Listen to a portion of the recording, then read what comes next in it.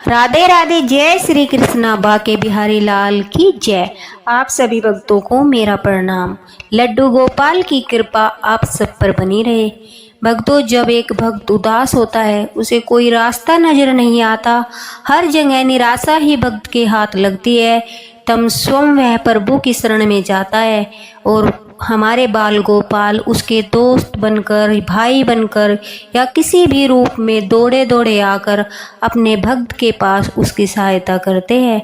बस मन से सच्ची श्रद्धा होनी चाहिए, साथ ही अपने बाल गोपाल पर पूरा भरोसा होना चाहिए।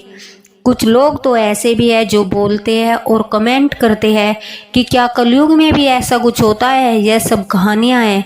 तो मैं उनसे कहना चाहती हूँ कि अपने लफ्ज़ों में मैं आप लोगों को क्या ही समझाऊं और क्या ही बोलूं।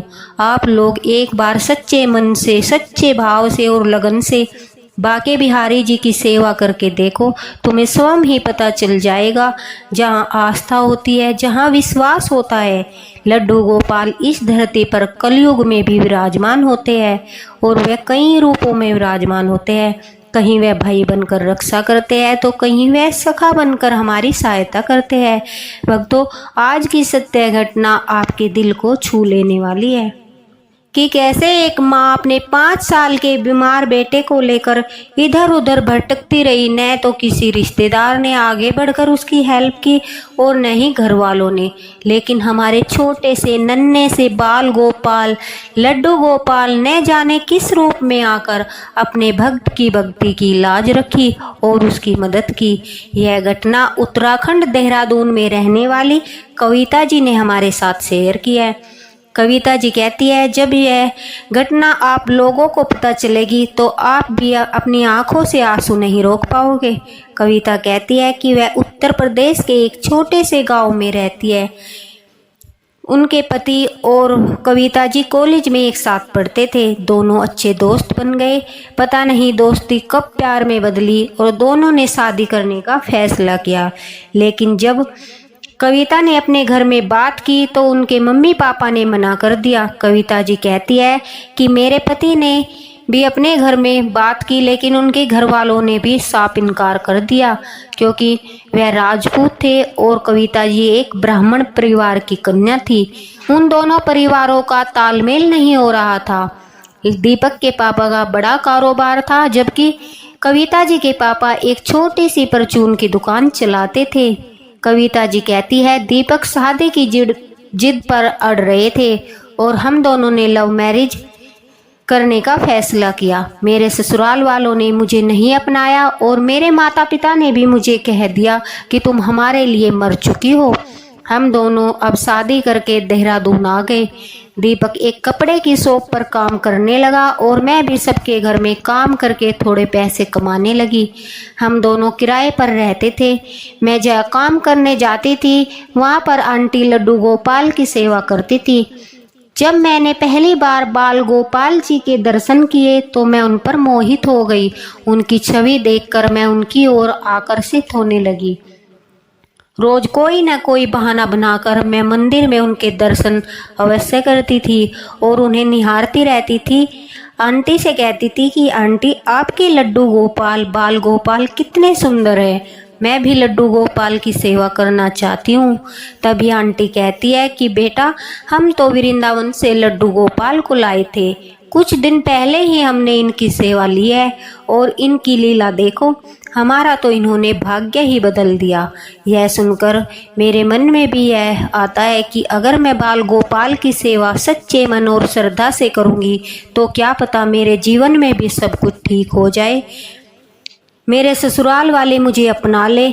मैं आंटी से कहती हूँ कि मैं भी लड्डू गोपाल की सेवा करना चाहती हूँ। आंटी कहती है कि अभी तुम्हारे पास काफ़ी समय है, तुम कुछ समय पश्चात लड्डू गोपाल ले आना।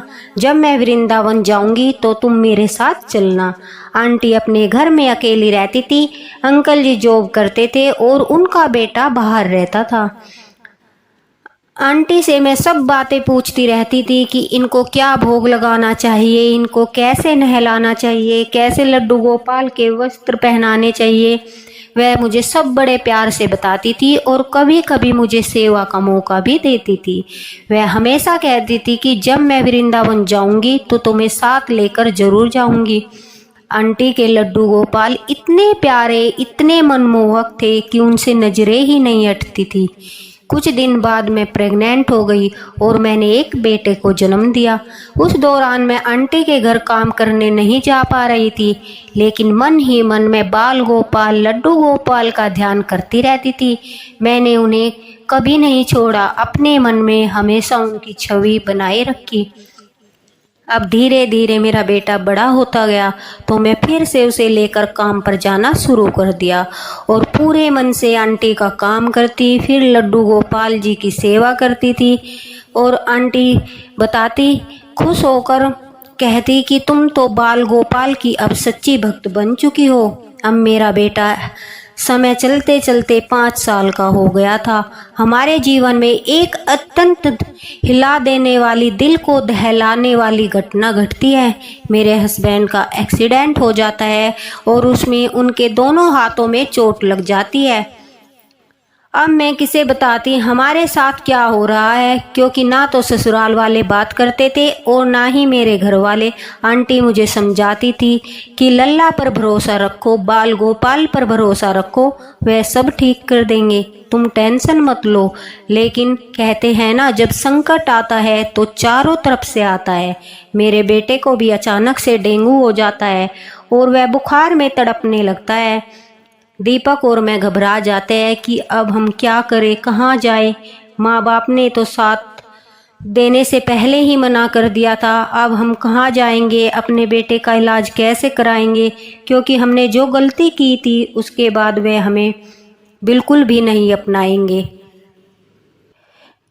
मेरे पति भी रोने लगते हैं और जैसे तैसे हम बच्चे को हॉस्पिटल में एडमिट कराते हैं। लेकिन आप सब लोग तो जानते ही हो प्राइवेट हॉस्पिटल के बारे में, तो कि वहाँ पर पैसे में इलाज होता है और पैसे की ज़रूरत बहुत ज़्यादा हो रही थी।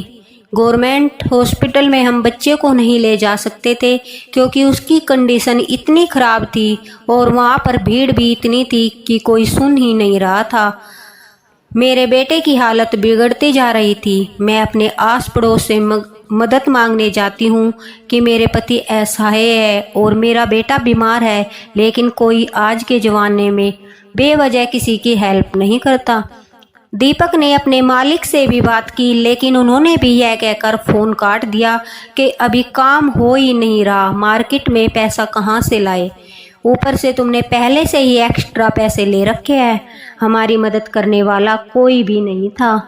थोड़ी बहुत मदद आंटी ने की थी, लेकिन उनसे भी बार बार पैसे लेना अच्छा नहीं था।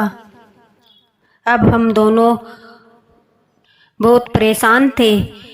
आपके पास पैसा है तो आपके साथ हर कोई यहाँ जुड़ना चाहेगा, क्योंकि यही तो कलयुग है। अगर आपके पास पैसा नहीं है तो हर कोई आपसे पल्ला झाड़ना चाहेगा। हम रोते बिलखते रहे, किसी ने हमारी मदद नहीं की। हमारे पास जो पैसे थे वो सब लग चुके थे, लेकिन बेटे को आराम ही नहीं लग रहा था। मैं और मेरे पति ने अपना ब्लड भी बेचा, लेकिन उससे ज़्यादा पैसा नहीं मिला। थक हार कर मैं और मेरे पति यह सोचकर अब जो होगा उस मुरली वाले के हाथों में ही है, हम अपने बेटे को लेकर एक राधे कृष्णा के मंदिर में जाते हैं और वहां जाकर हम अपने बेटे को लिटाकर रोने लगते हैं। उस मंदिर में हमारे लल्ला भी स्थापित थे। वह एक भव्य मंदिर था। उन्हें देखकर मुझे लगा कि अब कोई रास्ता दिखाई नहीं दे रहा है। अब तो लल्ला तुम ही मदद करोगे, तुम ही मेरे बेटे को जिंदगी दोगे, अब सब कुछ तुम्हारे हाथों में है। यह कहकर कविता कहती है कि मैं जोर जोर कर बिलख बिलख कर रोने लगती हूँ। उन्हें रोता देखकर पुजारी आकर कहते हैं, जब तुम्हें अपने लल्ला पर इतना भरोसा है, अपने बाल गोपाल पर इतना भरोसा है, तो तुम रो काहे रही हो, उन पर भरोसा रखो। हमें रोता तड़पता देखकर वहाँ आने जाने वाले सब लोग हमारे पास आते रहते हैं और एक एक करके सब मेरे बेटे के पास पैसे रखने लगते हैं। कुछ ही देर में देखते ही देखते पैसों का ढेर लग जाता है। मैं बस रोए जा रही थी। मुझे कुछ समझ नहीं आ रहा था कि यह सब क्या हो रहा है। यह क्या चल रहा है? मंदिर में आने जाने वाला हर श्रद्धालु पैसे पर पैसे दिए जा रहा था। वहाँ सब कहने लगे, कोई बात नहीं, मुसीबत आती रहती है, आप इस बच्चे को हॉस्पिटल लेकर जाइए। यह सब लड्डू गोपाल का ही चमत्कार था कि अनजान शहर में